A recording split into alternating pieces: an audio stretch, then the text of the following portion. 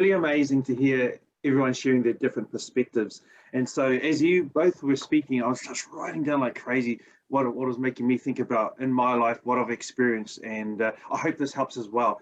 So, uh, when I went through the hardest crisis of my life when I was 43, around about that, it made me think about how what's it called? That life is finite, that I am getting older, that there's less time ahead of me than is behind now, that I can't spend years dwelling on problems, on situations. I need to move through. And so the older that I get, and now I'm 50, going on 51 shortly, is that the more I'm so aware of my use of time. And it doesn't mean I use it perfect, but I'm just so much more aware of it. And I think that life, God, the universe is always trying to teach us. And sometimes we're not listening, and sometimes we are. And sometimes it takes different things to help us to move forward from where we are to just that next step. And so for me, and maybe for you too, is that crisis, it made and it broke me. See, it broke me, but it's also made me the person I am. And so I didn't listen. I went through crisis, and then I went, I get it. I finally get it now. And I'm grateful. In fact, I was talking to someone last night, and they were talking about their daughter and how their daughter was reflecting on something that happened 2 years ago, still holding on to it. And I said, do your best to help her to move forward, because I said, if she can learn it while she's young, she'll do better than us. That's what I said to her. I said, she'll do better than us, because that's what I've learned, is that crisis is something to teach us about life so that we can be better in it.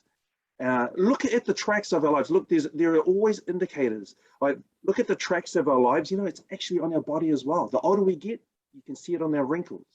You can see it on our scars. That doesn't have to necessarily be bad. We can grow old gracefully as we look at them and go, you know what, this represents this part of my life. That now, with these wrinkles that I have right now and these scars that I've had over my life, is that I've learned so much, to be the person that I am right now. And that's okay. I can't get rid of them, no matter what creams. When I'm 50, 60, 70, 80, 90 and beyond, I still am going to be older. So it's important to be able to grow old gracefully. And then, when we look at abundance or lack, and we always will look at that, right? Normally we'll look at assets, the abundance or the lack of assets in our lives. And many people compare themselves to others on that alone. But what's more important is that we look at the abundance or lack, and that's where we're touching on this morning, on our personal development, on our relational development, on our life development. Because when we get to the end of life, who is going to be saying, I wish I cleaned the house more? I wish that I had worked so hard more. Now, if you're going to work so hard, work it so hard at each of us on personally, relationally, and developing inside life and having those experiences with people that we're growing to love and care about. And lastly, I want to say, which, come back straight back to the actual topic, which says you and I are the architect of our own happiness. You know what? I love there's lots of different metaphors, but you and I are the director of our own movie. We get to choose how the movie plays out. We are also the author of our own book, our life book, and we get to write from now on. If not already, we're writing it all the time, whether we're aware of it or not. You and I are the painter of the picture that has been created before us. And I always love to think in pictures because it brings back emotion. So so paint a beautiful picture, paint an adventure picture, paint something that you and others can remember you by. We're singing our life song. Imagine that, you're singing your life song. There are songs that touch our life through generations, right?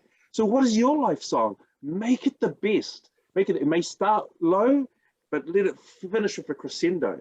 And I loved how someone put it like this. They said, your life is like a symphony. So why don't it may start like a jumble. You know how they start at the beginning, jumble, jumble, jumble, jumble. But once they start the actual symphony, the musical, then it flows, and it becomes really amazing. And the best ones end with a standing ovation and call back for more.